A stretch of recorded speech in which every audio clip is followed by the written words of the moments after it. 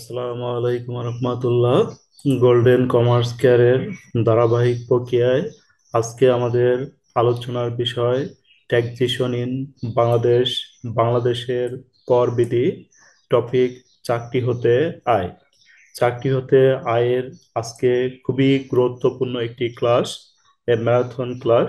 এই ক্লাসের আমরা চাকরি হতে আয়ের জাস্ট একটি ক্লাসেই চাকরি হতে আয়ের 80% ম্যাথ সলভ করতে পারবো। আজকের ক্লাসে আমরা সরকারি করদাতার আয় নির্ণয় করব এবং বেসরকারি করদাতার আয় নির্ণয় করব, নিয়মগুলো নিয়ে আলোচনা করব এবং আমাদের আহ, নিয়মের ভিতরে যে টপিকগুলো রয়েছে, একটি হচ্ছে আমাদের এখানে চাকরি হতে আয়ের নিয়মগুলো নিয়ে আলোচনা করব। তারপরে কিভাবে বিনিয়োগ ভাতা নির্ণয় করতে হবে, বিনিয়োগ ভাতা নিয়ে আলোচনা করব এবং কিভাবে কর দায় নির্ণয় করতে হবে, কর দায় নিয়ে আলোচনা করব। এই এই ক্লাসে আমাদের সবগুলো টপিক উঠে আসবে। আশা করি সবাই প্রথম থেকে শেষ পর্যন্ত ক্লাসটি ধৈর্য সহকারে দেখবেন। এরপরে আমাদের এই ক্লাস করার পর 80% ম্যাথ আপনারা নিজেরা করতে পারবেন। আর বাকি 20% ম্যাথের জন্য আমরা পরবর্তী ক্লাস আপলোড করব। এবং যদি আমাদের কোনো জরুরি প্রয়োজন থাকে, তাহলে অবশ্যই আমরা এই হোয়াটসঅ্যাপ নাম্বারে যোগাযোগ করে বাকি 20% ম্যাথের যেগুলো প্রবলেম হবে সেগুলো আমরা সলভ করে নিতে পারি। বাংলাদেশ কর ভিত্তির আমাদের খুবই গুরুত্বপূর্ণ ক্লাস। তাহলে আমাদের এখানে আয় বর্ষ একদম আপডেট নিয়মে আমরা যেটা করব, এটা হচ্ছে আমাদের আয় বর্ষ 2023-24, কর বর্ষ 2024-25। যদি আমাদের ম্যাথটি 2023 সালের, যদি 23 সালে আমাদের 30শে জুন তারিখে শেষ হয়, অর্থাৎ 2023 সালের 30শে জুন তারিখে যদি ম্যাচটি শেষ হয়, তাহলে আমাদের তারিখটা দেওয়া থাকে, তাহলে আমরা এইটা দিব। তাহলে আমরা তখন লিখবো হচ্ছে আয় বর্ষ লিখবো 2022, 2023। আয় বর্ষ তখন আমরা চেঞ্জ করে লিখবো আয় বর্ষ 2022-23, কর বর্ষ হবে 2023-24। আর যদি আমাদের 2024 সালে 30শে জুন শেষ হয়, তাহলে আমরা এটা লিখবো। তাহলে এটা হচ্ছে আমরা একদম আপডেট নিয়মে করতেছি। তারপরে এখানে আমাদের কোনো পরিবর্তন নেই ভিতরে, শুধুমাত্র 2000, যদি আমাদের 2023 সালের 30শে জুন তারিখে ম্যাথটা শেষ তারিখ দেওয়া থাকে, তাহলে আমরা এই এই তারিখ নিয়ে স্টার্ট করবো দিয়ে আয় বর্ষ 2022-23, কর বর্ষ 2023-2024। আর যদি আমাদের 2024 সালের 30শে জুন তারিখে শেষ হয়, তাহলে আমরা এটা নিয়মে করব। আমাদের নিয়মগুলো একই। এখানে আমাদের রয়েছে চাকরি হতে আয় ধারা 32-34, এইটা আমরা সুন্দরভাবে লিখবো চাকরি হতে আয় ধারা 35-34। এরপরে এখানে রয়েছে মূল বেতন। মূল বেতনটা আমরা সর্বদা এখানে দিয়ে দিব। বকেয়া বেতন, অগ্রিম বেতন, বর্ধিত বেতন, এগুলো আমাদের সরাসরি যাবে। মহার্ঘ ভাতা, এই মহার্ঘ ভাতা আমাদের পাই সময় এখানে পার্সেন্টেজ দেওয়া থাকে। সাপোজ এখানে মহার্ঘ ভাতা দেওয়া থাকবে 20% অথবা 25%, যে কোনো পার্সেন্টেজ দেওয়া থাকে। এই পার্সেন্টটা আমরা কাটবো হচ্ছে মূল বেতনের উপর পার্সেন্ট কেটে মহার্ঘ ভাতাটা বের করব। উৎসব বোনাস, উৎসব বোনাস বা উৎসব ভাতা সরাসরি দিব। ওভারটাইম সরাসরি দিব। ছুটি নগদায়ন সরাসরি দিব। বৈশাখী ভাতা বা নববর্ষ ভাতা সরাসরি লিখবো। বিনোদন ভাতা বা চান্তি বিনোদন ভাতা সরাসরি লিখবো।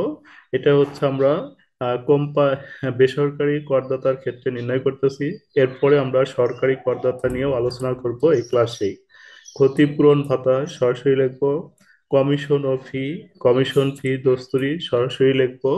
তারপর আমাদের যে জিনিসটা ভালোভাবে খেয়াল রাখতে হবে, এখানে আমাদের এখানে আমাদের পারকিউজিট বাড়ি ভাড়া ভাতা, বাড়ি ভাড়া ভাতা আমাদের তিন পদ্ধতিতে থাকতে পারে।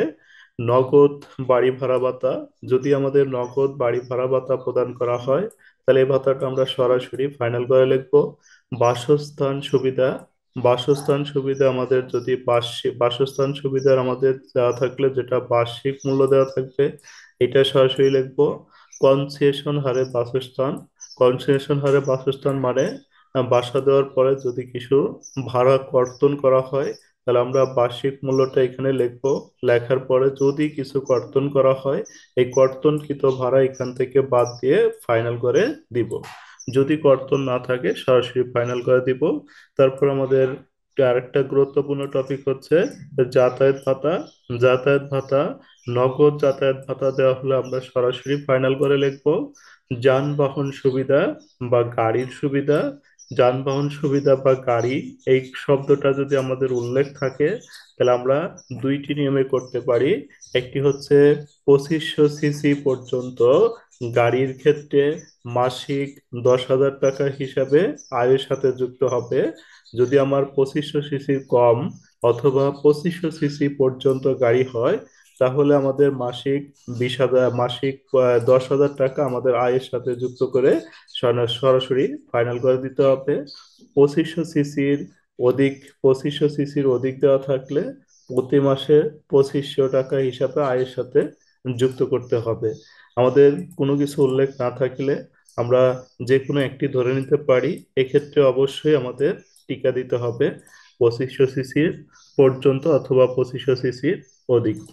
চিকিৎসা ভাতা সরাসরি যাবে, চার্জ ভাতা সরাসরি যাবে, নিয়োগকর্তা কর্তৃক প্রদত্ত গৃহ পরিচালকের বেতন সরাসরি যাবে। ভ্রমণ ভাতা নিয়ে আমাদের একটু প্রবলেম রয়েছে। তাহলে ভ্রমণ ভাতা, এখানে যদি আমাদের অফিসের প্রয়োজনে ভ্রমণ করা হলে সম্পূর্ণ আকার ধার্য, অর্থাৎ অফিসের প্রয়োজনে ভ্রমণ করা হলে ভ্রমণ ভাতা ধরেন প্রথমবার আমরা লিখবো 20,000। যদি 20,000 যে টাকায় থাকুক, সাপোজ ধরে নিলাম 20,000, তাহলে ভ্রমণ ভাতা 20,000 বাদ অকার্যধার্য 20,000 সম্পূর্ণ অকার্যধার্য করে জিরো হয়ে যাবে। আর যদি আমাদের নিজ প্রয়োজনে ভ্রমণ করা হয় তাহলে এটা সম্পূর্ণ করধার্য দ্বিতীয় করে বসাতে হবে।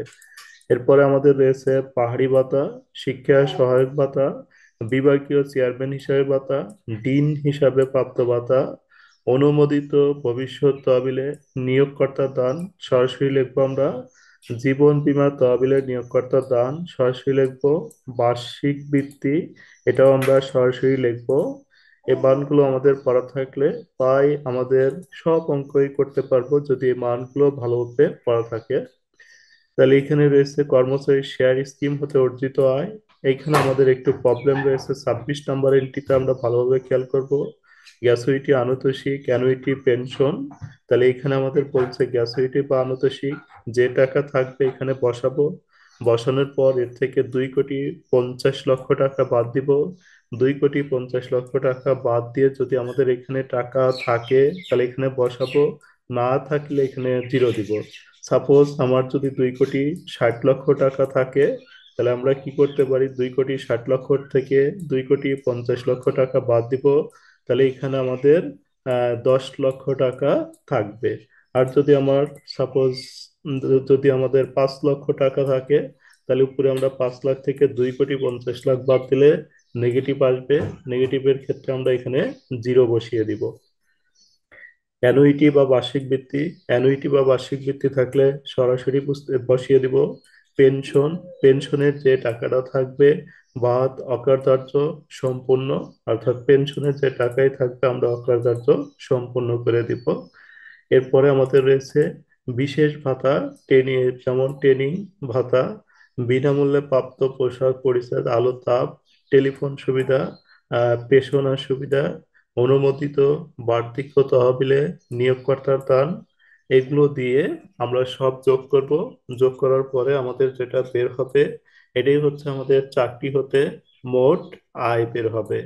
এই চাকরি হতে মোট আয় লেখার পর আমরা যে কাজটা করব, কর অব্যাহত প্রাপ্ত অংশ, কর অব্যাহত প্রাপ্ত অংশ, এখানে আমরা লিখবো চাকরি হতে মোট আয়ের 1/3 অংশ।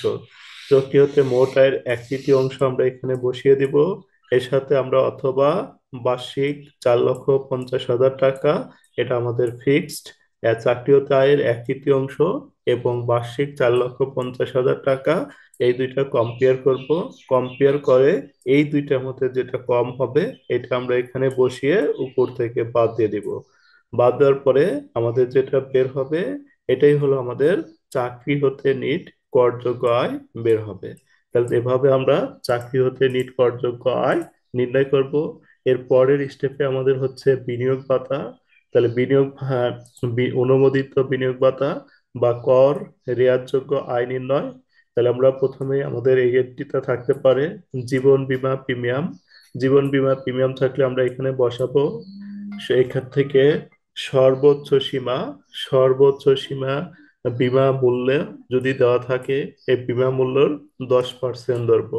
সর্বোচ্চ সীমা বীমা মূল্যের 10% ধরার পরে আমরা এই দুইটা টাকা কম্পেয়ার করব।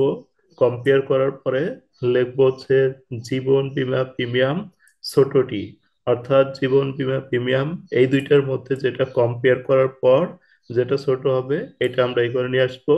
আর যদি আমাদের বীমার মূল্য দেওয়া না থাকে তাহলে আমরা জীবন বীমা প্রিমিয়াম তখন আর কম্পেয়ার করতে পারবো না, সরাসরি এই ঘরে বসিয়ে দিব। এরপরে আমাদের যেটা রয়েছে অনুমোদিত ভবিষ্যৎ তহবিলে কর্মী ও নিয়োগকর্তার দান, অর্থাৎ চাকরি হতে আয়ে কর্মী যদি আমাদের 10,000 টাকা দান করে অনুমোদিত ভবিষ্যৎ তহবিলে, নিয়োগকর্তাও আমাদের এই তহবিলে 10,000 টাকা দান করবে। তাহলে আমাদের চাকরি হতে আয়ের ভিতরে যাবে 1টি টাকা, আর বিনিয়োগ ভাতার ভিতরে আমাদের এই যে এখানে কর্মীর টাকাও আসবে, নিয়োগকর্তার টাকাও আসবে। তাহলে এখানে আমাদের অনুমোদিত ভবিষ্যৎ তহবিলে যে টাকায় চাকরি হতে আয় থাকবে তার দ্বিগুণ এখানে বসাতে হবে, মানে ডাবল বসাতে হবে। জাকাত তহবিলে দান সরাসরি লিখবো, কল্যাণ তহবিল ও গোষ্ঠী বিমাতে দান, আসুনিয়া ক্যান্সার হাসপাতালে দান, সরকার কর্তৃক অনুমোদিত জনকল্যাণ শিক্ষা প্রতিষ্ঠানে দান যেমন স্কুল কলেজে দান, বাংলাদেশ এই স্টক এক্সচেঞ্জ তালিকাভুক্ত কোম্পানির share, stock, mutual fund, debenture বিনিয়োগ বা সঞ্চয়পত্র ক্রয়, প্রতিবন্ধীদের কল্যাণে স্থাপিত প্রতিষ্ঠানে দান, মুক্তিযুদ্ধে স্মৃতি রক্ষার্থে নিয়োজিত জাতীয় পর্যায়ে কোনো প্রতিষ্ঠানে অনুদান, প্রতিরক্ষা সঞ্চয়পত্র ক্রয়, আইসিবি বন্ড ক্রয়, ডিপোজিট পেনশন স্কিমে জমা। ডিপোজিট পেনশন স্কিমে জমা এখানে আমাদের একটু প্রবলেম রয়েছে। সাপোজ আমার ডিপোজিট পেনশন স্কিমে জমা থাকলো 20,000 টাকা মাসে, তাহলে 20,000-কে আমি 12 দিয়ে গুণন দিব। 20,000 গুণন হচ্ছে 12, তাহলে আমাদের 2,40,000 টাকা এখানে হবে। 2,40,000 টাকার মধ্যে এইখানে বলছে ডিপোজিট পেনশন স্কিমে সর্বোচ্চ রাখা যাবে 1,20,000। 2,40,000 থেকে আমরা যদি 1,20,000 টাকা বাদ দিই তাহলে আমাদের 1,20,000 টাকা থাকবে। অথবা আমাদের যদি বলা থাকে ডিপোজিট পেনশন স্কিমে জমা প্রতি মাসে 1,000 টাকা করে, 1,000 টাকা করে হলে এখানে হবে আমাদের 12,000, বা ডিপোজিট পেনশন স্কিমে জমা হচ্ছে সর্বোচ্চ 1,20,000। তারপর আমরা লিখবো ডিপোজিট পেনশন স্কিমে জমা ছোটটি, এই দুইটার ভিতরে আমাদের ছোট হচ্ছে 12,000, তাহলে 12,000 আমরা এই করে লিখবো। আশা করি বুঝতে পেরেছেন। যদি আরো কোনো সমস্যা হয় আমরা অঙ্কের ভিতরে গেলে আরো ক্লিয়ার হবে। আমরা কিছুক্ষণ পরেই ম্যাথ নিয়ে আলোচনা করব, আমাদের দুইটি ম্যাথ নিয়ে আলোচনা করব। এই দুইটি ম্যাথের ভিতরে সকল সমস্যার সমাধান উঠে আসবে ইনশাল্লাহ। তারপর আইপিওর মাধ্যমে শেয়ার ক্রয়, আগা খা উন্নয়ন তহবিলে দান, তারপরে ঋণপত্র ক্রয়, জীবন বীমা কিস্তিতে দান, সেভিং সার্টিফিকেট ক্রয়, ডি এ ডিএস এর মাধ্যমে শেয়ার ক্রয়, জাতির পিতা স্মৃতি রক্ষার্থে নিয়োজিত জাতীয় পর্যায়ে প্রতিষ্ঠানে অনুদান। এভাবে আমরা বের করবো হচ্ছে এগুলো আইটেম যোগ করার পর আমাদের যেটা বের হবে এটা হচ্ছে আমাদের মোট অনুমোদিত বিনিয়োগ বের হবে। মোট অনুমোদিত বিনিয়োগ থেকে আমরা এখানে কর রেয়াতের সীমা কাজ করব। কর রেয়াতের সীমা আমাদের এই তিনটা মুখস্থ রাখতে হবে। প্রত্যেক অঙ্কে আমাদের এই তিনটা লিখতে হবে। কর রেয়াতের সীমা, কর অব্যাহত প্রাপ্ত আয়, হ্রাসকৃত কর হার প্রযোজ্য এইরূপ আয়, ন্যূনতম কর প্রযোজ্য এইরূপ আয়, যা বাদ দিয়ে পরিগণিত মোট আয়ের কত পার্সেন্ট, মোট আয় যে টাকা থাকবে তার উপর আমাদের 3% ধরতে হবে। এই আয়গুলো আমরা যখন সবগুলো খাত একত্রে করব তখন এগুলো আরো ডিটেলস আলোচনা করা হবে সবগুলো খাতের একত্রে ক্লাসিফিকেশন যখন আসবে। কোনো কোনো আয় বর্ষের ষষ্ঠ তফসিলের অংশ 3 অনুসারে করদাতা মোট বিনিয়োগ ও ব্যয়ের পরিমাণের উপরে 15%। সর্বোচ্চ সীমা, সর্বোচ্চ সর্বোচ্চ হচ্ছে আমাদের 10 লক্ষ টাকা। এখানে আমরা তিনটা লিখবো তাহলে, একটা হচ্ছে 3%, একটা 15%, আর একটা হচ্ছে 10 লক্ষ টাকা। তাহলে তারপর আমরা লিখবো ক, খ, গ, এই তিনটির মধ্যে ছোটটি, অর্থাৎ এই তিনটার মধ্যে যেটা ছোট হবে এইটা আমরা ফাইনাল করে বসিয়ে ক্লোজ করে দিব। এভাবে আমরা বিনিয়োগ ভাতাটা করব।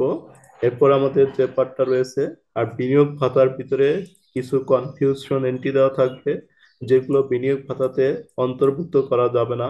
যেমন পারিবারিক খরচ, এটি আমাদের এই খরচগুলো আমাদের অনুমোদনযোগ্য নয়। এই জন্য বিনিয়োগ ভাতার ভিতরে অন্তর্ভুক্ত হবে না। পারিবারিক খরচ, এটা দেখলেই আমরা বিনিয়োগ ভাতায় অন্তর্ভুক্ত করব না। বই ক্রয়, এই এন্ট্রিটা আমরা বিনিয়োগ ভাতায় অন্তর্ভুক্ত করব না। হজ স্কিমে জমা, বিনিয়োগ ভাতায় অন্তর্ভুক্ত হবে না। দান হবে না। সংসার পরিচালনা খরচ, ছেলে মেয়ের পড়াশোনার খরচ, মেয়ের বিয়েতে খরচ, স্ত্রীর বিবাহ বার্ষিকীতে উপহার, দরিদ্র ব্যক্তিকে দান, গাড়ির খরচ, এই খরচগুলো প্রধানমন্ত্রীর ত্রাণ তহবিলে দান, এই খরচগুলো থাকলেই আমরা এই খরচগুলো বিনিয়োগ খাতাতে অন্তর্ভুক্ত করব না। কারণ এগুলো হচ্ছে আমাদের অনুমোদনযোগ্য খরচ, এজন্য আমাদের এগুলো বিনিয়োগ খাতায় অন্তর্ভুক্ত হবে না। এরপরে আমরা কর দায় নির্ণয় করব। কর দায় আমাদের খেয়াল করব আমরা, আমাদের যদি 2024 সালে 30শে জুন ম্যাথটা শেষ হয়, তাহলে কর দায়ের একটা স্টেপ হবে, উপরে সবগুলোই সেম থাকবে, শুধুমাত্র আমাদের এই কর দায় একটু ডিফারেন্স হবে। আমরা তারিখটা, পরীক্ষার তারিখটা খেয়াল করব। 2024 সালে 30 জুন তারিখে হলে একভাবে করব, 2023 সালে 30 জুন তারিখে শেষ হলে আরেকভাবে করব। এখানে আমাদের মোট আয়টা বসাবো। মোট আয় থেকে কর অব্যাহত প্রাপ্ত আয় সমূহ যদি থাকে বাদ দিব। তারপরে ন্যূনতম কর প্রযোজ্য আয় এখানে যদি থাকে বাদ দিব। বাদ দেওয়ার পর যে টাকাটা হবে, এই টাকার উপরে আমাদের কর ধরবো প্রথম 3,50,000 টাকা, অথবা 4 লক্ষ টাকা, অথবা 4,75,000 টাকা, অথবা 5 লাখ টাকা উপরে 0%। এর পরের স্টেপগুলো আমাদের হবে, পরবর্তী 1 লাখ টাকার উপরে 5%, পরবর্তী 4 লাখ টাকার উপর 10%, পরবর্তী 5 লাখ টাকার উপর 10%, 15%, পরবর্তী 5 লাখ টাকার উপরে 20%, অবশিষ্ট টাকার উপরে হচ্ছে 25%। এইখানে আমাদের যে প্রবলেমটা হবে, প্রবলেমটা হচ্ছে আমাদের এই যে এগুলো নিয়ে, এগুলো আমাদের নিচে ডিটেলস আলোচনা করা হয়েছে। এরপরে আমরা এটা যদি দেখি, এখানে আমাদের প্রাইস এটা সব সেম আছে, এটাও সেম আছে। এখানে শুধু আমাদের একটু চেঞ্জ রয়েছে, পরে 1 লাখের পরে 3 লাখ, তারপরে 4 লাখ, তারপরে 5 লাখ, তারপরে অবশিষ্ট। এভাবে আমরা 2023 সালে যদি ম্যাথটা শেষ হয় তাহলে এভাবে করদায়টা নির্ণয় করব। তারপরে আমাদের এখানে বলা রয়েছে যে একজন পুরুষ করদাতার ক্ষেত্রে এই 3,50,000 টাকা উপরে 0% ধরতে হবে। তারপরে মহিলা বা 65+ পুরুষ করদাতার ক্ষেত্রে 4 লাখ টাকার উপরে 0% ধরতে হবে। তৃতীয় লিঙ্গ বা প্রতিবন্ধী ব্যক্তির ক্ষেত্রে 4,75,000 টাকার উপর 0% ধরতে হবে। গ্যাজেটভুক্ত বা যোগ্যত মুক্তিযোদ্ধার ক্ষেত্রে 5 লাখ টাকার উপরে 0% ধরতে হবে। প্রতিবন্ধী সন্তান বা পোষ্য রয়েছে এমন পিতামাতার ক্ষেত্রে করমুক্ত সীমা প্রত্যেক সন্তান বা পোষ্যের জন্য 50,000 টাকা আরো বেশি হবে। যদি এই ব্যক্তির একজন প্রতিবন্ধী সন্তান থাকে, তাহলে এই 50,000 টাকা আরো অ্যাড হবে, অর্থাৎ এখানে হয়ে যাবে 4 লক্ষ টাকা। আর প্রতিবন্ধী পিতামাতা উভয় করদাতায়, উভয়ে যদি করদাতা হয় তাহলে যে কোনো একজন এই সুবিধাটা পাবে। অর্থাৎ যদি পিতা প্রতিবন্ধী সন্তানের পিতা এবং মাতা দুইজনই করদাতা হয়, তাহলে যে কোনো একজন এই সুবিধাটা নিতে পারবে। এরপরে আমাদের ন্যূনতম সীমা, ধরেন আমরা কর দায় ক্যালকুলেশন করেছি, কর দায় ক্যালকুলেশন করে আমাদের মান বের হয়েছে সাপোজ -4,000। -4,000 টাকা বের হলে এখানে আমাদের সরকার, -4,000 বের হলে তারপরেও কর দিতে হবে। তখন আমরা কত টাকা কর দিব? এই যে এখানে নিয়মের মধ্যে বলা রয়েছে, করদাতা ঢাকা, ঢাকা উত্তর ও দক্ষিণ সিটি কর্পোরেশন এবং চট্টগ্রাম, ঢাকা দক্ষিণ, উত্তর ও দক্ষিণ এবং চট্টগ্রাম সিটি কর্পোরেশনের মধ্যে বসবাস করলে ন্যূনতম এই -4,000-এর পরিবর্তে ন্যূনতম দিতে হবে 5,000 টাকা। অন্যান্য সিটি কর্পোরেশন, ঢাকা এবং চট্টগ্রাম ব্যতীত অন্যান্য সিটি কর্পোরেশনের মধ্যে যদি বসবাস করে তাহলে তাকে ন্যূনতম দিতে হবে 4,000 টাকা। সিটি কর্পোরেশনের বাইরে যদি বসবাস করে তাহলে তাকে ন্যূনতম কর দিতে হবে 3,000 টাকা। এভাবে আমরা নোটগুলো লিখে দিব। এখন আমরা ম্যাথ প্র্যাকটিস করব। যে ম্যাথটা আমাদের একটার ভিতরে অসংখ্য ইনফরমেশন রয়েছে। আমরা এক এক নাম্বার ম্যাথটা অনেকগুলো স্টার দিয়ে দিয়েছি। এই ম্যাথটা এখন আমরা A to Z সলভ করব। তাহলে আমাদের যেগুলো প্রবলেম ছিল প্রবলেমগুলো সলভ হবে। জনাব আনাস একটি কোম্পানির কর্মকর্তা। 2024 সালের 30 জুন তারিখে তার আয় ও ব্যয় ছিল নিম্নরূপ। মূল বেতন মূল বেতন এক মাসে ছিল 40,000 টাকা। মহার্ঘ ভাতা 25%। বোনাস 2 মাসের মূল বেতনের সমান। অগ্রিম বেতন অগ্রিম বেতন 40,000 টাকা, এটা সরাসরি যাবে। আপ্যায়ন ভাতা মূল বেতনের 10% সরাসরি পড়বে। বাড়ি ভাড়া ভাতা মাসিক 20,000 টাকা, তাহলে এটি হচ্ছে আমাদের নগদ প্রাপ্ত বাড়ি ভাড়া ভাতা। এখানে বলছে মাসিক 20,000 টাকা। আমাদের এই অঙ্কটা হচ্ছে 1 বছরের জন্য হবে, অর্থাৎ যেগুলো আমাদের মাসিক থাকবে এগুলোকে 12 দ্বারা গুণন করে আমরা বাৎসরিকে কনভার্ট করব। যাতায়াত ভাতা মাসিক রয়েছে 12 দ্বারা গুণন দিব। চিকিৎসা ভাতা মাসিক রয়েছে 12 দ্বারা গুণন দিব। চার্জ ভাতা মাসিক রয়েছে 12 দ্বারা গুণন দিব। গৃহ পরিচালকের ভাতা মাসিক রয়েছে 12 দ্বারা গুণন দিব। দিন হিসেবে প্রাপ্ত ভাড়া 12 দ্বারা গুণন দিব। প্রমোদ ভাতা এটা আমাদের বার্ষিক দেওয়া রয়েছে, তাহলে এখানে আমরা 12 দ্বারা গুণন করব না। ছেলে মেয়ের শিক্ষা ভাতা বাৎসরিক 12,000 টাকা, এটাও আমাদের বাৎসরিক দেওয়া রয়েছে, এখানে আমরা 12 দ্বারা পূরণ করব না। অনুমোদিত জনাব আনাস অনুমোদিত প্রভিডেন্ট ফান্ডে মূল বেতনের 10% দান করেন। তার নিয়োগকর্তাও সমপরিমাণ দান করছে। তারপরে তার প্রভিডেন্ট ফান্ডের সুদ দেওয়া রয়েছে 18,000 টাকা। এগুলো আমরা লিখবো। তারপরে আমাদের যেটা রয়েছে এই আইটেমগুলো দিয়ে আমরা বিনিয়োগ পাতা নির্ণয় করব। এখানে আমাদের রয়েছে জীবন বীমা প্রিমিয়াম 50,000 টাকা। বীমা পলিসির মূল্য হচ্ছে 40,000 টাকা। সেভিং সার্টিফিকেট, জাকাত তহবিলে দান, অনুমোদিত কোম্পানির শেয়ার ক্রয়, অননুমোদিত কোম্পানির শেয়ার ক্রয়। অননুমোদিত খরচগুলো আমাদের বিনিয়োগ খাতায় আসবে না, তাহলে এটা বাদ যাবে। এরপরে গ্রুপ ইন্স্যুরেন্সের দান, ডিপোজিট পেনশন স্কিমে জমা, হজ স্কিমে জমা, এটা হচ্ছে আমাদের অনুমোদনযোগ্য নয়, এজন্য বাদ যাবে। সংসার পরিচালনা খরচ অনুমোদনযোগ্য নয়, এটাও বাদ যাবে। দান অনুমোদনযোগ্য নয়, বাদ যাবে। বই ক্রয় অনুমোদনযোগ্য নয়, বাদ যাবে। এবার আমরা অঙ্কটা একদম ক্লিয়ার ভাবে করব। ধীরে ধীরে অঙ্কটা যদি আপনারা বুঝতে পারেন তাহলে আশা করি আর কোনো প্রবলেম থাকবে না। আমরা অঙ্কটার জন্য একটা ছক দিব, এভাবে ছক দিয়ে আমরা অঙ্কটা সলভ করব। একটু ধৈর্য সহকারে দেখলে আমাদের একটা ম্যাথ ভালোভাবে বুঝলে সকল ম্যাথের সমাধান করা যাবে। মিস্টার আনাস আয় বর্ষ, আমাদের অঙ্কটা কত সালে শেষ হয়েছে? আমাদের এখানে অঙ্কটার শেষ তারিখ দেওয়া রয়েছে হচ্ছে 2024 সালের 30শে জুন। এটা অবশ্যই আমরা একটু ভালোভাবে খেয়াল করব অঙ্কটার শেষ তারিখ কত দেওয়া রয়েছে। তাহলে 2024 সালের 30শে জুন। এজন্য আমরা এখানে লিখছি মিস্টার আনাস আয় বর্ষ 2023-24, কর বর্ষ 2024-25। যদি আমাদের 2023 সালের 30শে জুন তারিখে শেষ হইতো ম্যাথটা, তাহলে আমরা এখানে লিখতাম আয় বর্ষ লিখতাম হচ্ছে 2022, 2023। আয় বর্ষ 2022 এবং 2023 বসাইতাম। কর বর্ষ বসাইতাম 2023, 2024। এটা একটু আমরা অবশ্যই খেয়াল করব। এরপরে আমাদের এখানে লিখবো আয়ের খাত ও বিবরণ, তারপরে টাকা টাকা দেওয়ার পরে আমরা সরাসরি লিখবো। আমাদের প্রথমেই বলছে মূল বেতন, তাহলে মূল বেতন আমাদের যেটা দেওয়া রয়েছে, মূল বেতন এখানে বলছে মাসিক 40,000 টাকা। এক মাসে 40,000 টাকা, তাহলে আমরা কি করব, মূল বেতন 40,000 গুণন 12, তাহলে সরাসরি বসিয়ে দিব। 40,000 গুণন 12 4,80,000 টাকা।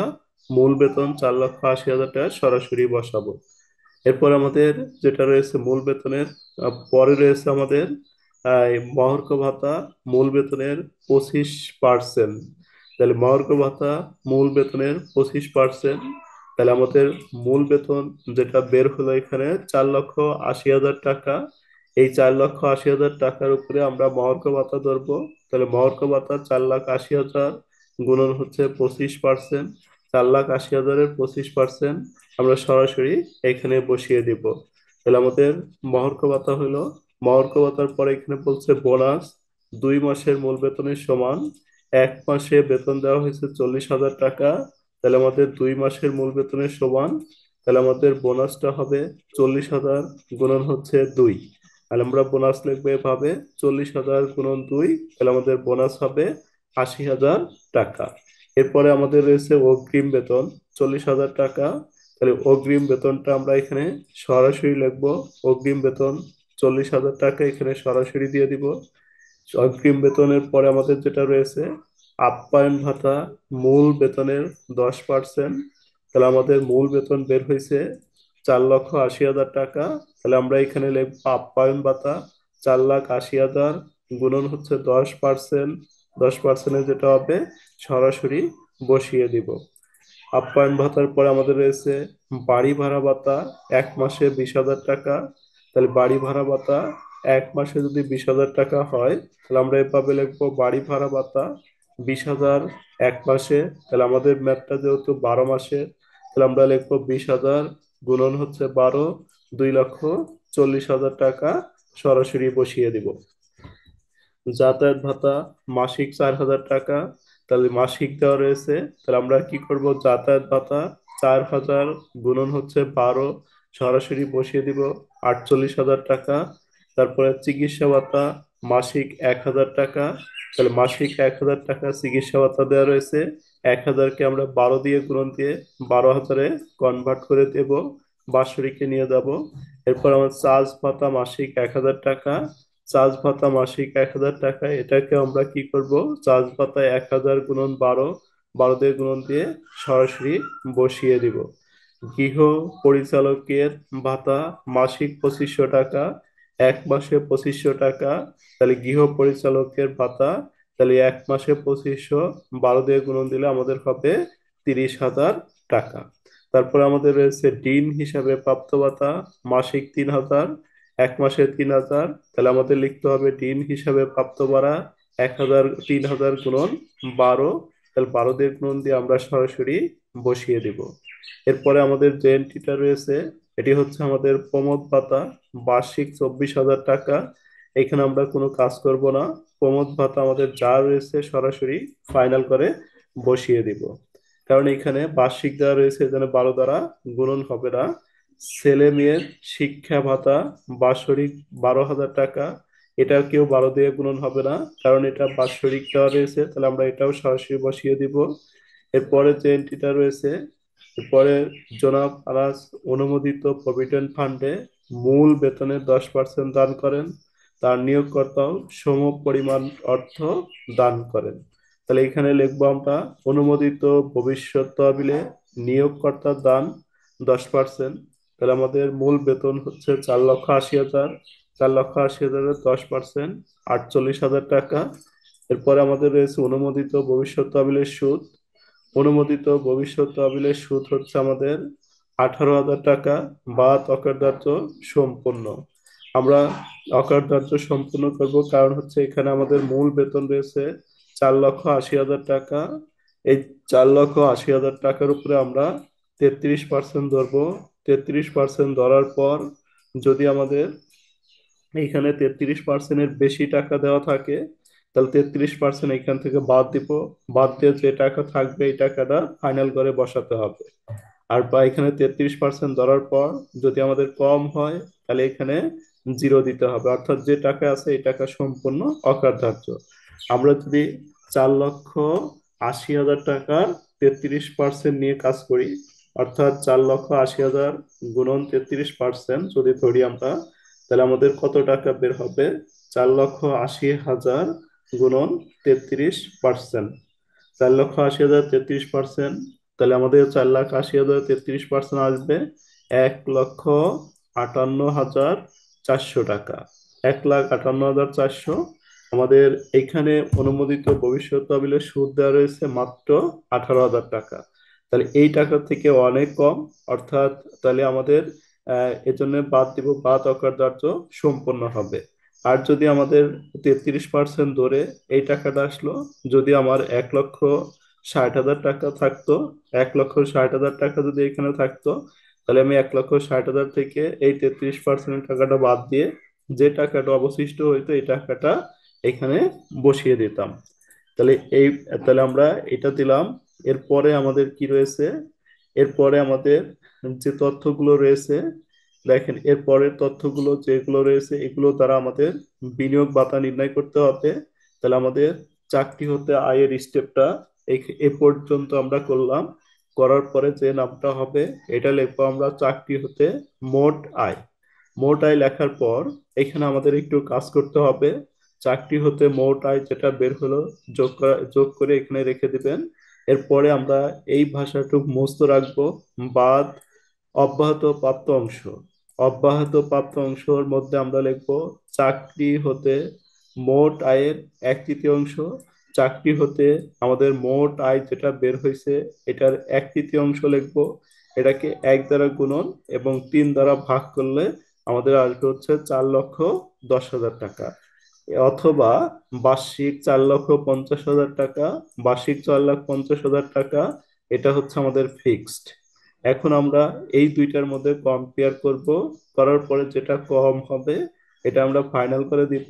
এই দুইটার মধ্যে আমরা যদি কম্পেয়ার করি তাহলে আমাদের কম হচ্ছে 4,10,000। তাহলে 4,10,000 এখানে বসিয়ে দিব। বসানোর পর এটা থেকে এটা বাদ দিব। বাদ দেওয়ার পরে যে টাকাটা বের হবে এটাই হচ্ছে আমাদের চাকরি হতে নিট করযোগ্য আয়। আশা করি চাকরি হতে নিট করযোগ্য আয় বুঝতে পেরেছেন। এরপরে আমরা যে স্টেপটা করব, বিনিয়োগ ভাতা নির্ণয় করব। তাহলে বিনিয়োগ ভাতার ভিতরে যে তথ্যগুলো আমাদের রয়েছে, প্রথমে আমাদের রয়েছে জীবন বীমা প্রিমিয়াম 50,000 টাকা। তাহলে বিনিয়োগ ভাতার ভিতরে আমাদের প্রথম যে এন্ট্রিটা রয়েছে জীবন বীমা প্রিমিয়াম 50,000 টাকা। পলিসির মূল্য রয়েছে 4 লক্ষ টাকা। তাহলে আমরা লিখবো এভাবে, জীবন বীমা প্রিমিয়াম, জীবন বীমা প্রিমিয়াম লিখবো যে টাকা দেওয়া রয়েছে 50,000 টাকা। তারপরে সর্বোচ্চ সীমা, সর্বোচ্চ সীমা হচ্ছে আমাদের বীমা মূল্যের 10%। এই 10% হচ্ছে আমাদের ফিক্সড, 10% আমাদের নিয়মের মধ্যে ফিক্সড হবে। তাহলে আমাদের যা বীমা মূল্য আছে 4 লক্ষ টাকা, এই 4 লাখ টাকা যদি আমরা 10% কাটি তাহলে 40,000 টাকা বের হবে। এবার আমরা এই দুইটা কম্পেয়ার করব। কম্পেয়ার করার পর লিখবো জীবন বীমা প্রিমিয়াম ছোটটি। তাহলে এই দুইটার মধ্যে যেটা ছোট হবে এটা আমরা ফাইনাল করে নিয়ে বসিয়ে দিব। তাহলে ছোট হচ্ছে আমাদের 40,000 টাকা। 40,000 টাকা আমরা ফাইনাল করে বসাবো। তারপরে আমাদের জীবন বীমা প্রিমিয়াম দেওয়ার পর আমাদের যে আইটেমটা রয়েছে এরপর সেভিং সার্টিফিকেট ক্রয় 50,000 টাকা।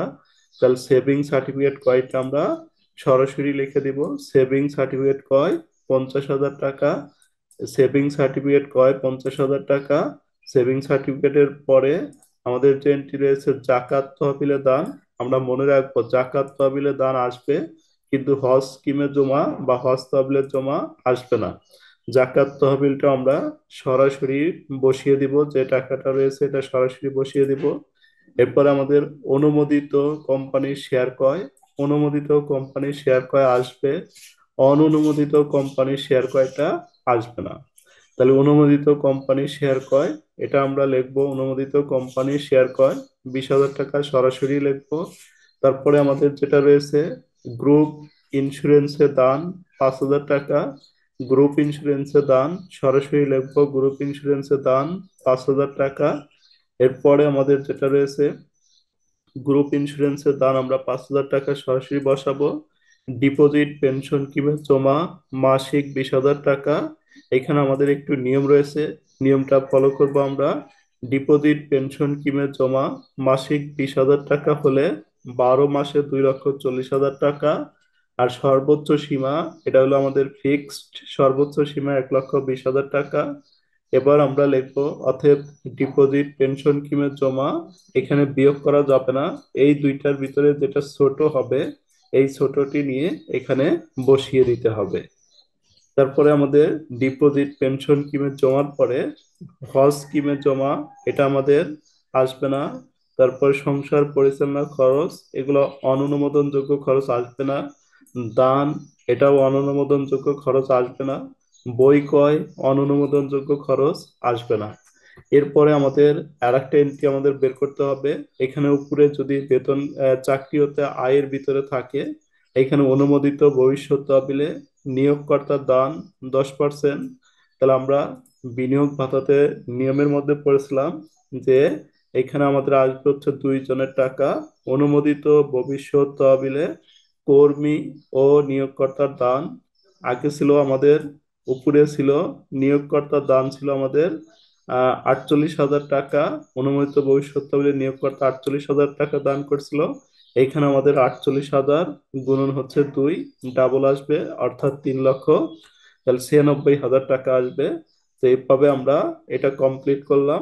কমপ্লিট করার পর যেটা হবে, এটার নাম লিখতে হবে মোট অনুমোদিত বিনিয়োগ। মোট অনুমোদিত বিনিয়োগ এখানে এভাবে আমরা ক্লোজ করে দিব।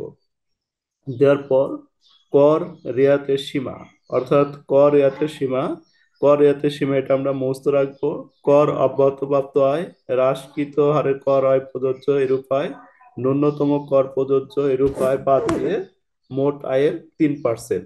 এই আয়গুলোর মধ্যে আমাদের কোনোটাই নেই। তাহলে আমাদের মোট আয় যেটা বের হয়েছে, চাকরি হতে আয় বের হয়েছে আমাদের 8,20,000। এই 8,20,000-এর উপরে আমরা সরাসরি 3% ধরবো। 3% হচ্ছে আমাদের ফিক্সড নিয়ম। আমাদের 3% কেটে যেটা বের হবে এটা আমরা এখানে লিখবো। তারপরে আমাদের কোনো আয় বর্ষের ষষ্ঠ তফসিলের অংশ 3 অনুসারে করদাতা মোট বিনিয়োগ ও ব্যয়ের পরিমাণের উপরে 15%, এই 15%টা আমাদের ফিক্সড। মোট বিনিয়োগ করছি আমরা 3,41,000 টাকা, এর উপরে 15% ধরে এখানে বসাবো। আর সর্বোচ্চ সীমা, এটাও আমাদের ফিক্সড 10 লক্ষ টাকা। এবার আমরা এই তিনটার মধ্যে কম্পেয়ার করে যেটা ছোট হবে এই ছোটটি লিখবো হচ্ছে ফাইনাল করে। তিনটার মধ্যে ছোট হচ্ছে 24,600, তাহলে 24,600 আমরা ফাইনাল করে বসিয়ে দিব। এভাবে বিনিয়োগ ভাতাটা আমরা কমপ্লিট করব। এরপর আমাদের যেটা হবে কর দায় নির্ণয়। কর দায় নির্ণয় অনেক সহজ।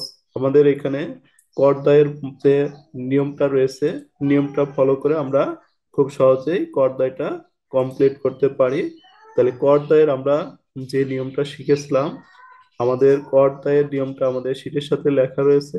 এখানে আমরা কর দায়ের নিয়মটা শিখেছিলাম হচ্ছে প্রথমে মোট আয় বসাবো, কর অব্যাহতপ্রাপ্ত আয় থাকলে বাদ দিব, ন্যূনতম কর প্রযোজ্য হবে এটাও বাদ দিব। দেওয়ার পরে আমরা এই স্টেপগুলো নিব। তাহলে আমাদের এই যে করদাতা আমাদের যেটা রয়েছে জনাব আনাস, তাহলে জনাব আনাস হচ্ছে আমাদের একজন পুরুষ করদাতা। এজন্য এর ক্ষেত্রে আমরা ধরবো হচ্ছে 3,50,000 টাকা। তাহলে আমরা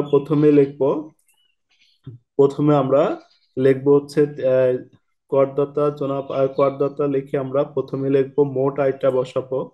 মোট আয় আমাদের যেটা আছে এটা বসাইলাম। কর অব্যাহতপ্রাপ্ত আয় নাই, বাদ দিলাম 0। ন্যূনতম করও নেই, এটাও বাদ দিলাম। বাদ দেওয়ার পর যেটা বের হলো এটা 8,20,000 টাকা। এবার আমাদের জনাব আনাস একজন পুরুষ করদাতা, এর জন্য আমরা লিখলাম হচ্ছে 3,50,000 টাকার উপরে 0%। তাহলে এখানে লিখতে হবে 0। আমাদের আয় ছিল হচ্ছে 8,20,000 টাকা। 8,20,000 থেকে যদি আমরা 3,50,000 বিয়োগ করি, তাহলে আমাদের অবশিষ্ট কত থাকবে, এটা আমাদের ক্যালকুলেটরে বিয়োগ করে করে অবশিষ্ট টাকাটা বের করে তারপর কম্পেয়ার করে করদায়টা কমপ্লিট করতে হবে। আমরা প্রথমে 8,20,000 থেকে 8,20,000 মাইনাস 3,50,000, তাহলে আমাদের থাকবে হচ্ছে 4,70,000 টাকা। তাহলে আমাদের পরের স্টেপ যেটা রয়েছে, আমরা পরের স্টেপটা একটু ফলো করি। আমাদের পরের স্টেপ যেটা ছিল, পরের স্টেপ হচ্ছে আমাদের পরবর্তী 1,00,000 টাকা। তাহলে আমাদের এই যে 4,70,000 টাকা থেকে এখানে পরবর্তী স্টেপ যেটা আছে এটা থেকে এখানে বেশি টাকা থাকতে হবে। তাহলে পরবর্তী স্টেপ হচ্ছে আমাদের 1 লাখ, এখানে আমাদের আছে হচ্ছে 4,70,000। তার মানে পরবর্তী স্টেপটা আমরা লিখতে পারবো। তাহলে লিখবো আমরা পরবর্তী 1 লাখ টাকার উপরে 5%, এখানে বের হবে 5,000। আবার এখানে 1 লাখ টাকা বাদ দিব, বাদ দেওয়ার পরে আমাদের যে টাকাটা থাকবে এটা থাকবে হচ্ছে 3,70,000 টাকা। তাহলে 3,70,000, এর পরবর্তী স্টেপটা আমাদের রয়েছে হচ্ছে পরবর্তী স্টেপ 4 লক্ষ টাকা। তাহলে এইখান থেকে আমরা দেখতেছি এটা ছোট রয়েছে, তাহলে আর আমরা পরবর্তী স্টেপটা দিতে পারবো না, অর্থাৎ এখানেই লিখে দিব অবশিষ্ট। তাহলে অবশিষ্ট 3,70,000 টাকার উপরে আমরা অবশিষ্ট লাইনের এই পার্সেন্টটা হবে না, যে লাইনে অবশিষ্ট হবে এই লাইনের পার্সেন্টটা হবে। তাহলে আমাদের অবশিষ্টের উপরে হবে হলো 10%। তাহলে আমরা এভাবে লিখবো যে অবশিষ্ট 3,70,000 টাকার উপরে 10%, 10% ধরলে আমাদের আসবে 37,000 টাকা। তাহলে আমরা এটা যোগ করব, যোগ করে লিখবো হচ্ছে নিট প্রদেয় কর। তাহলে নিট প্রদেয় কর, এভাবে আমরা ম্যাথটা কমপ্লিট করব। এবার আমরা একটি সরকারি চাকরিজীবীর করদাতা কর কিভাবে নির্ণয় করতে হবে এটা আমরা নির্ণয় করব।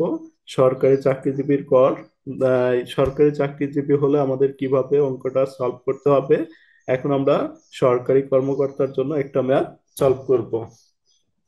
তাহলে সরকারি কর্মকর্তার ক্ষেত্রে আমাদের ফরম্যাটটা একটু পরিবর্তন করতে হবে। সরকারি কর্মকর্তা হলে আমরা যে ফরম্যাটটা দেখব, এই ফরম্যাটটা হচ্ছে আমাদের পরের যে ম্যাথটা রয়েছে জনাব শেতাব।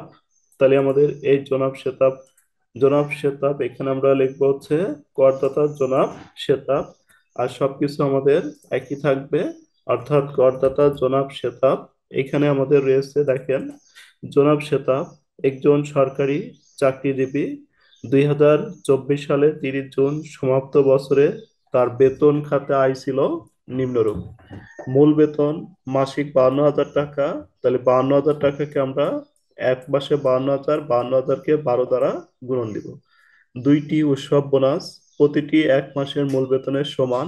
তাহলে উৎসব বোনাস দুইটি, এক মাসে 52,000, 2 মাসে হবে 1,04,000।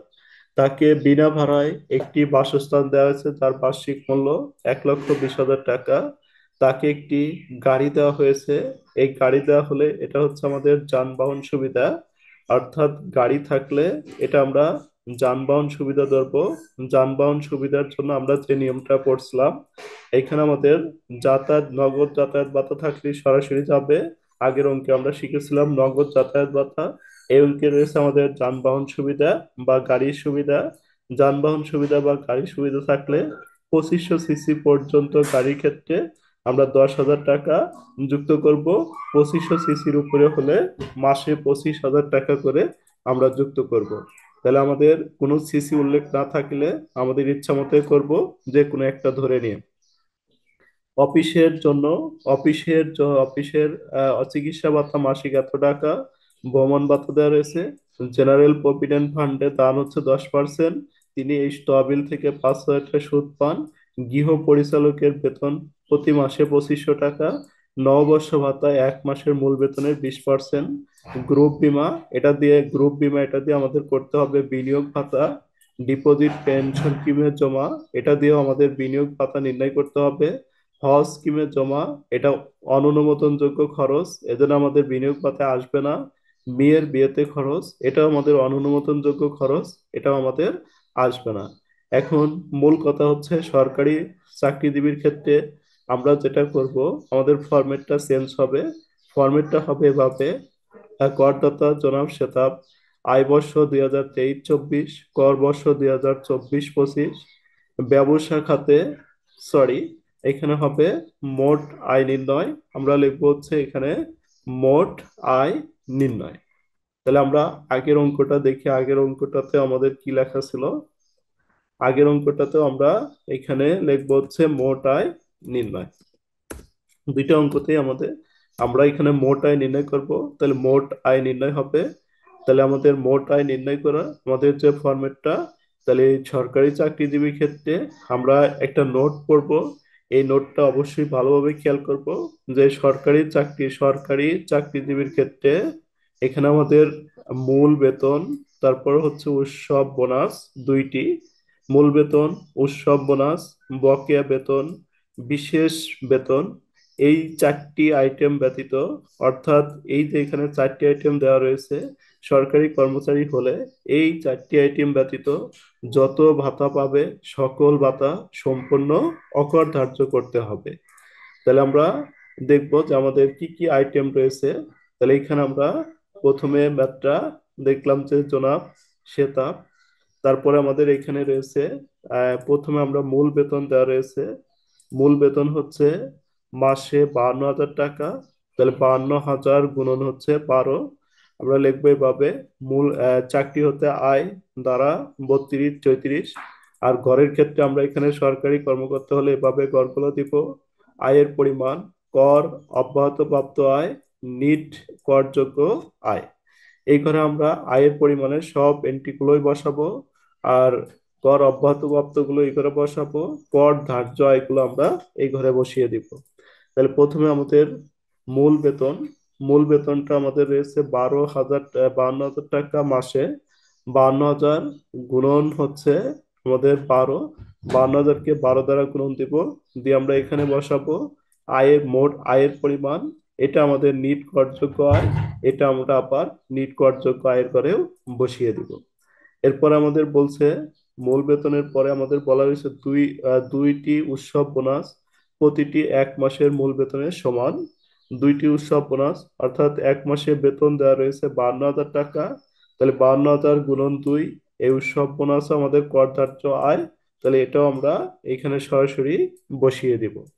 এরপরে আমাদের উৎসব বোনাসের পরে যেটা রয়েছে এটা হচ্ছে আমাদের বলছে তাকে বিনা ভাড়ায় একটি বাসস্থান দেওয়া হয়েছে যার বার্ষিক মূল্য 1 লক্ষ টাকা। তাহলে আমরা লিখবো বাসস্থান সুবিধা, বার্ষিক মূল্য 1 লক্ষ টাকা। এটা হচ্ছে আমাদের সরকারি কর্মকর্তার ক্ষেত্রে সম্পূর্ণ অকরদার্য। এজন্য আমরা এটা কর অব্যাহত প্রাপ্তির ঘরে সরাসরি লিখে দিব, অর্থাৎ কর ধার্যর ঘরে এই টাকাটা আর বসিবে না। এরপরে আমাদের যেটা রয়েছে, এর পরের এন্ট্রিটা আমার তার চিকিৎসা ভাতা। তাকে একটি গাড়ি দেওয়া হয়েছে যা তিনি অফিসের ও ব্যক্তিগত কাজে ব্যবহার করেন। তাহলে এখানে থাকবে যানবাহন সুবিধা। আমরা 2500 সিসি পর্যন্ত গাড়ি ধরে নিয়েছি। 2500 সিসির ক্ষেত্রে 2500 সিসি পর্যন্ত 10,000 টাকা মাসিক। তাহলে 10,000 টাকা মাসিক হলে আমাদের 1,20,000 টাকা। এটাও আমাদের কর অব্যাহতপ্রাপ্ত আয়, অর্থাৎ এটা সম্পূর্ণ করদার্য। এজন্য আমাদের ফাইনাল করে এগুলো যাবে না সরকারি কর্মকর্তার ক্ষেত্রে। তারপরে আমাদের যেটা রয়েছে, এর পরের এন্ট্রিটা আমাদের রয়েছে হচ্ছে চিকিৎসা ভাতা মাসিক 1,000 টাকা। তাহলে আমরা এটাও লিখবো চিকিৎসা ভাতা 1,000 গুণন 12। প্রথম করে লেখার পরে কর অব্যাহতপ্রাপ্ত আয়, সকল ভাতা এখানে আমাদের চারটি আইনটি ব্যতীত মূল বেতন, উৎসব বোনাস, বিশেষ সুবিধা ভাতা, বিশেষ সুবিধা, আরো অগ্রিম বেতন, আহ, বকেয়া বেতন। তাহলে আমাদের চারটি ব্যতীত সকল আইটেম গুলো সম্পূর্ণ অকার্যধার্য হবে। এবং চিকিৎসা ভাতা আমরা এই ঘরে লেখার পর কর অব্যাহত প্রাপ্তির ঘরে বসে দিব, অর্থাৎ এই ঘরে যাবে না। ভ্রমণ ভাতাও একই হবে আমাদের, এখানে 15,000 টাকা, এখানে 15,000 টাকা। এটাও আমাদের সরকারি কর্মকর্তার ক্ষেত্রে নিট করযোগ্য আয়ের যোগ হবে না। ভবিষ্যৎ তহবিলের সুদ, এটা আমরা প্রথম ঘরে লিখবো, তারপরে এখানে লিখবো, লেখার পরে এটা ফাইনাল ঘরে যাবে না। গৃহ পরিচালকের বেতন, এটাও আমাদের সম্পূর্ণ অকার্যধার্য হবে, এই জন্য কর অব্যাহত প্রাপ্তির ঘরে বসাবো। নববর্ষ ভাতা বা বৈশাখী ভাতা 1 মাসের মূল বেতনের 20%। আমাদের 1 মাসের মূল বেতনের 20%। 1 মাসে আমাদের মূল বেতন ছিল 52,000 টাকা। এটা আমরা একটু ঠিক করে লিখবো, অর্থাৎ এখানে হবে 52,000 টাকার উপরে 20%। 1 মাসের মূল বেতনের উপরে 20% হবে। তাহলে 52,000 গুণন হচ্ছে 20, 52,000 গুণন হচ্ছে 20%। 52,000-এর 20% হলো 10,400 টাকা। তাহলে আমরা এটা লিখবো হচ্ছে 10,000, 10,400 টাকা 1 মাসের বেতনের সমান। এটাতেও আমরা দিব হচ্ছে 10,400 টাকা। তাহলে 10,400, টাকা লিখবো আমরা এখানে দুই ঘরেই। এই ঘরে 10,400, এখানেও 10,400। কেননা আমাদের কোশ্চেনে বলা ছিল হচ্ছে, দেখেন এখানে বলা আছে হচ্ছে নববর্ষ ভাতা 1 মাসের মূল বেতনের 20%। তাহলে নববর্ষ ভাতা 1 মাসের মূল বেতনের 20% দিয়ে আমরা এর পরে যে এন্ট্রি গুলো রয়েছে, এর পরের এন্ট্রি গুলোতে আমাদের যেটা রয়েছে এটা হচ্ছে আমাদের গ্রুপ বীমা। এটা দিয়ে আমাদের করতে হবে বিনিয়োগ ভাতা, ডিপোজিট পেনশন স্কিমে জমা, এটা আমাদের বিনিয়োগ ভাতার মধ্যে আসবে। হজ স্কিমে জমা বিনিয়োগ ভাতায় অন্তর্ভুক্ত হবে না। মেয়ের বিয়েতে খরচ, এটাও বিনিয়োগ ভাতায় অন্তর্ভুক্ত হবে না। আরেকটা এন্ট্রি আমাদের এখানে ভালোভাবে খেয়াল করতে হবে, সাধারণ বা জেনারেল প্রভিডেন্ট ফান্ডে দান মূল বেতনের 10%। এই এন্ট্রিটা হচ্ছে আমাদের ভালোভাবে খেয়াল করতে হবে। এটা আমাদের মোট আয় নির্ণয়ের সময় আসবে না, কিন্তু বিনিয়োগ ভাতার ভিতরে এটা কাউন্ট করতে হবে। তাহলে এখানে আমাদের মোট আয়ের ভিতরে এটা অন্তর্ভুক্ত হবে না, এই জন্য মোট আয় আমরা এটা লিখি নাই। অর্থাৎ মোট আয় আমাদের এ পর্যন্ত যোগ করে এটাও যোগ করতে হবে না, এটাও যোগ করতে হবে না, শুধুমাত্র আমরা নিট করযোগ্য আয়টা যোগ করব। তাহলে নিট করযোগ্য আয় 7,28,000 টাকা এ পর্যন্ত আমরা লিখবো। এরপরে আমাদের বিনিয়োগ ভাতাটা নির্ণয় করব। তাহলে বিনিয়োগ ভাতার ভিতরে আমাদের যে এন্ট্রি গুলো আসবে, বিনিয়োগ ভাতার ভিতরে আমরা লিখবো হচ্ছে গ্রুপ বিমায় দান 1%। তাহলে গ্রুপ বিমায় দান আমরা লিখবো হচ্ছে মূল বেতনের 1%। অর্থাৎ গ্রুপ বিমাতে আমাদের হবে হলো, আমাদের মূল বেতন ছিল 6,40,000 টাকা। এই 6,40,000 টাকার উপরে আমরা 1% ধরবো গ্রুপ বিমায়। তাহলে আমরা গ্রুপ বিমার ক্ষেত্রে লিখবো এভাবে যে গ্রুপ বিমা 6,40,000 গুণন হচ্ছে 1%। 6,40,000-এর যদি আমরা 1% ধরি, তাহলে আমাদের সরাসরি বের হবে 6,240 টাকা। তারপরে আমাদের যে এন্ট্রিটা রয়েছে, এখানে আমাদের গ্রুপ বিমার পরে আমরা এই এন্ট্রিটা নিয়ে আসবো জেনারেল বা সাধারণ প্রভিডেন্ট ফান্ডে দান। জেনারেল বা সাধারণ প্রভিডেন্ট ফান্ডে দান, এটা আমাদের মোট আয়ের সময় কাউন্ট করা যাবে না। এজন্য আমাদের কি করতে হবে, বিনিয়োগ ভাতার ভিতরে জেনারেল বা প্রভিডেন্ট ফান্ডে কর্মীর দানটা আসবে। নিয়োগকর্তা এখানে আর দান করবে না, সরকারি কর্মচারীর ক্ষেত্রে এটা হচ্ছে একজনের তা আসবে। আর যদি আমাদের বেসরকারি চাকরিজীবী হয় তাহলে এখানে দুইজনের তা আসবে। এজন্য আমরা এখানে একজনের টাকাটা 10% সরাসরি বসিয়ে দিব। এরপরে আমাদের যে এন্ট্রিটা রয়েছে ডিপোজিট পেনশন স্কিমে জমা, ডিপোজিট পেনশন স্কিমে জমা মাসে 7,000 টাকা। তাহলে আমরা লিখবো ডিপোজিট পেনশন স্কিমে জমা 7,000 গুণন 12, 84,000 টাকা। এরপরে আমাদের সর্বোচ্চ সীমা, এটা ফিক্সড 1,20,000 টাকা। এই দুইটার ভিতরে কম্পেয়ার করব, আর কম্পেয়ার করে ডিপোজিট পেনশন স্কিমে জমা ছোটটি লিখে ফাইনাল করে বসাবো। এটা হচ্ছে আমাদের মোট অনুমোদিত বিনিয়োগ বের হবে।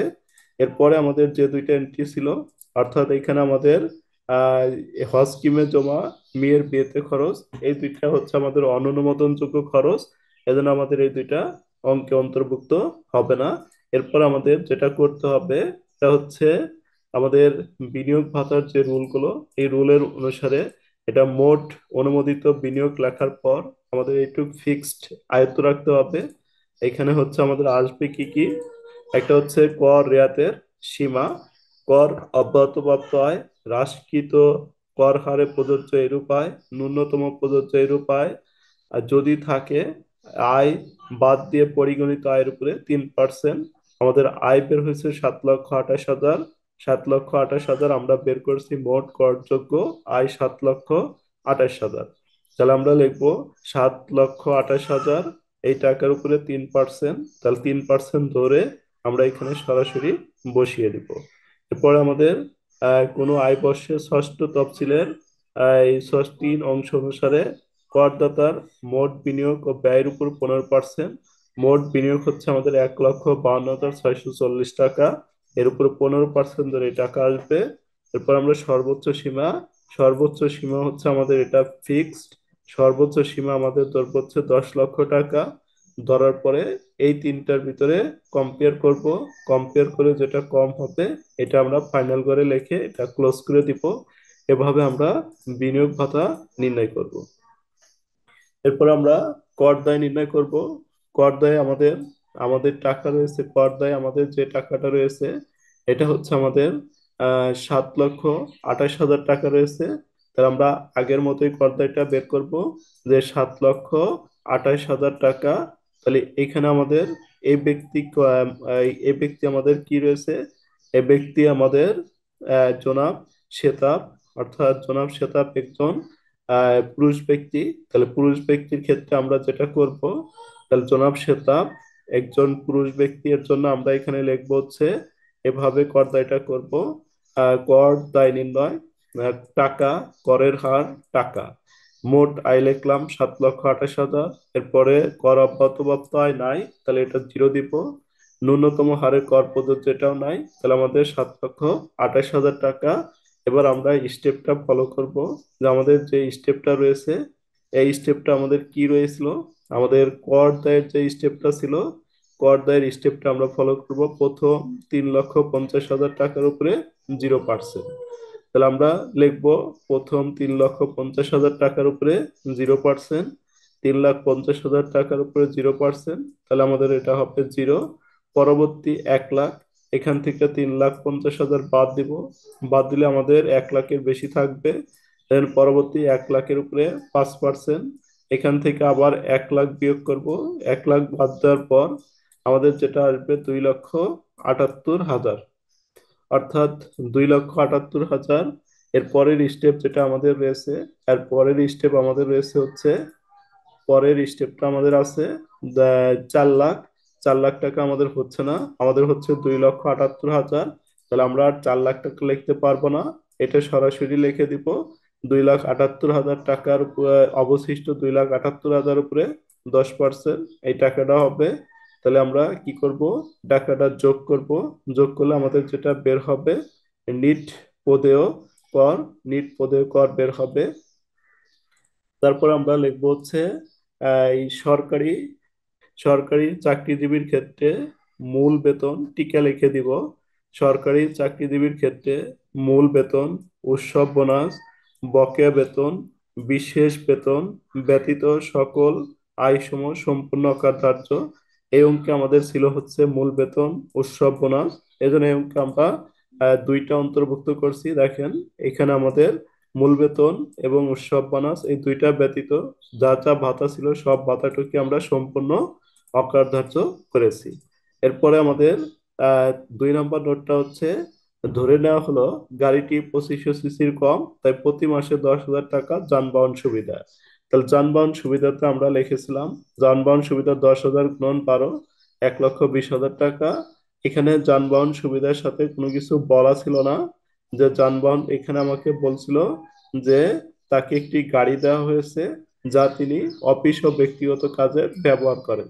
তাহলে এখানে আমরা দুইটি অপশনে লিখতে পারবো।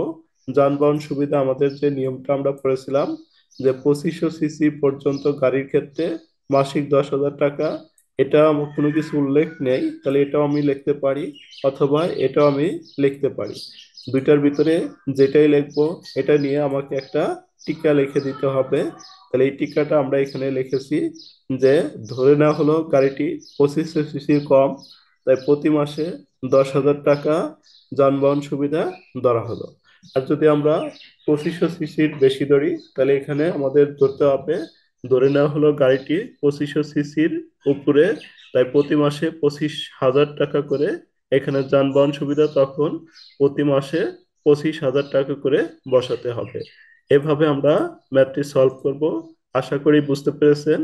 আর আমাদের যে নিয়মগুলো রয়েছে এই নিয়মগুলো যদি আমরা ভালোভাবে আয়ত্ত করতে পারি, যে আমাদের এখানে যে নিয়মটা ছিল, অর্থাৎ 1 থেকে 30 পর্যন্ত এন্ট্রি, এটা আমরা যদি কয়েকবার রিডিং করি এবং আমাদের বিনিয়োগ ভাতার এন্ট্রিগুলো কয়েকবার রিডিং করব, বিনিয়োগ ভাতার ভিতরে কোনগুলো অন্তর্ভুক্ত হবে না এই আইটেমগুলো একটু দেখব, তারপরে হচ্ছে আমাদের কর দায়ের আইটেমটা একটু দেখব। এভাবে আমরা যদি নির্ণয় করি তাহলে খুব সহজে আমরা নির্ণয় করতে পারবো কর দায়ের। যদি আমরা এই স্টেপ আরেকটা কর দায় আমরা এই আরেকটা নিয়মে দেখবো, 2023 সালে 30শে জুন যদি এটা দিয়ে ম্যাথ আসে, তাহলে আমরা তখন কর দায়টা কিভাবে সলভ করব। তাহলে আমাদের কর দায় তখন লিখতে হবে, আমি আরেকটা পর্দায় শেষে শিখিয়ে দিচ্ছি, 2023 সালে 30শে জুন যদি আমাদের ম্যাথটা শেষ হয়, তখন হচ্ছে আমাদের পর্দায়ের একটু নিয়মটা ভিন্ন হবে।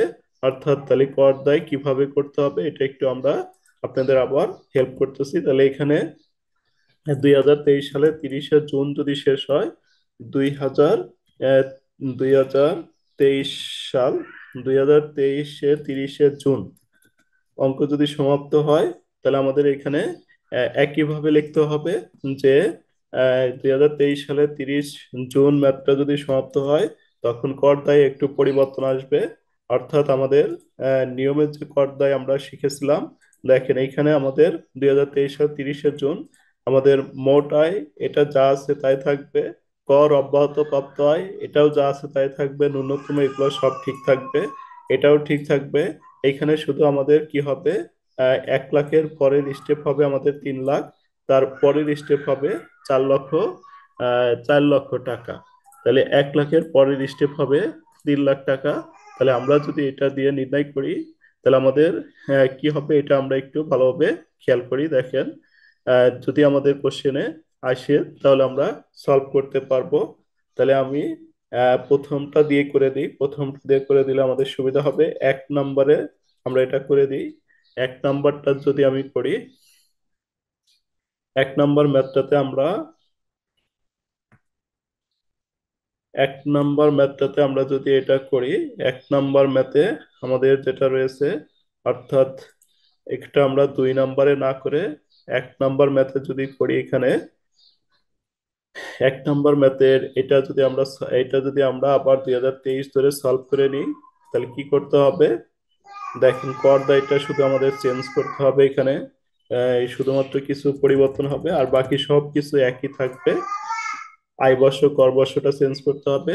তাহলে এখানে আমি লিখে দিলাম পর্দায় 2023, অর্থাৎ 2023-এর 30শে জুন তারিখে ম্যাথটা যদি শেষ হয়, তাহলে আমি এই পর্যন্ত 1 লিখবো। এরপরে প্রথম 3,50,000 টাকার উপর জিরো লিখবো। প্রথম 3,50,000 টাকার উপর জিরো লেখার পরে তারপর পরবর্তী 1 লাখ টাকার উপরে 5% লিখবো। আর এখানে আমরা লিখবো হচ্ছে পরবর্তী 3 লক্ষ টাকা। তাহলে পরবর্তী 3 লক্ষ টাকা, এই পরবর্তী 3 লক্ষ টাকার উপরে আমাদের 10%, তাহলে এটা হয়ে যাবে হচ্ছে আমাদের 3 লক্ষ টাকার 10%, তাহলে এটা হবে আমাদের 30,000 টাকা। এরপরে আমাদের পরবর্তী স্টেপ হচ্ছে 4 লক্ষ টাকা।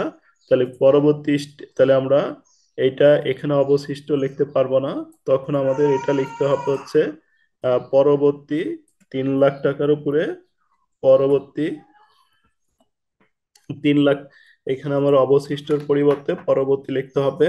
আর আমাদের আরেকটা স্টেপ দিতে হবে, আমাদের অবশিষ্ট থাকবে এখানে, তাহলে অবশিষ্ট আমাদের থাকবে হচ্ছে 70,000 টাকা। তাহলে এখানে আমরা লিখবো অবশিষ্ট 70,000 টাকার উপরে 15%। অবশিষ্ট 70,000 টাকা 15% ধরে যেটা হবে, এটা হচ্ছে আমাদের 7,000 আর 3,500, তাহলে আমাদের হবে হলো 10,500 টাকা। তাহলে আমরা 10,500 টাকা লিখবো। তাহলে এখানে লিখবো আমরা হচ্ছে পরবর্তী 3 লাখ টাকা, এখানে আমাদের হবে হলো পরবর্তী 3 লাখ।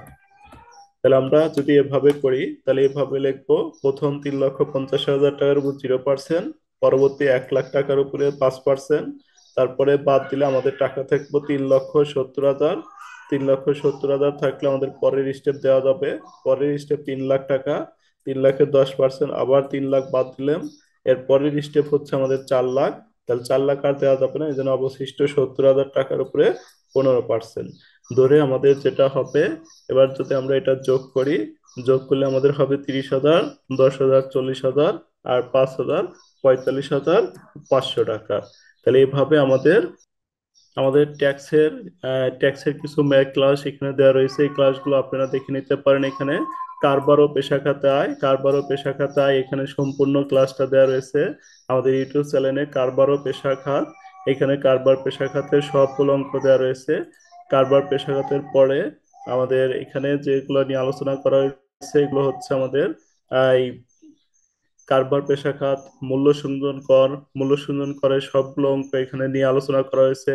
তারপরে আমাদের হয়েছে ভাড়া হতে আয়, ভাড়া হতে আয়ের অঙ্কগুলো এখানে রয়েছে। তারপরে আমাদের অংশীদারি অঙ্কগুলো করে দেওয়া রয়েছে। অংশীদারির পরে কোম্পানির কর নির্ধারণ, এই অঙ্কগুলো আমাদের এখানে ইউটিউবে দেওয়া রয়েছে। তারপরে আমাদের কোম্পানি কর নির্ধারণের পরে এখানে আমাদের কৃষি খাতে আয়, কৃষি খাতে আয়ের সবগুলো ম্যাথই এখানে করে দেওয়া রয়েছে। তাহলে এখান থেকে আপনারা এই ম্যাথগুলো সলভ করে নিতে পারেন। আর যে কোনো সমস্যা হলে আমাদের হোয়াটসঅ্যাপ নাম্বারে নক দিয়ে আমাদের হোয়াটসঅ্যাপ গ্রুপ থেকে সমস্যা সলভ করে নিতে পারেন, এবং এই পিডিএফ কপিগুলো আমাদের হোয়াটসঅ্যাপ গ্রুপ থেকে সংগ্রহ করে নিতে পারেন ইনশাআল্লাহ।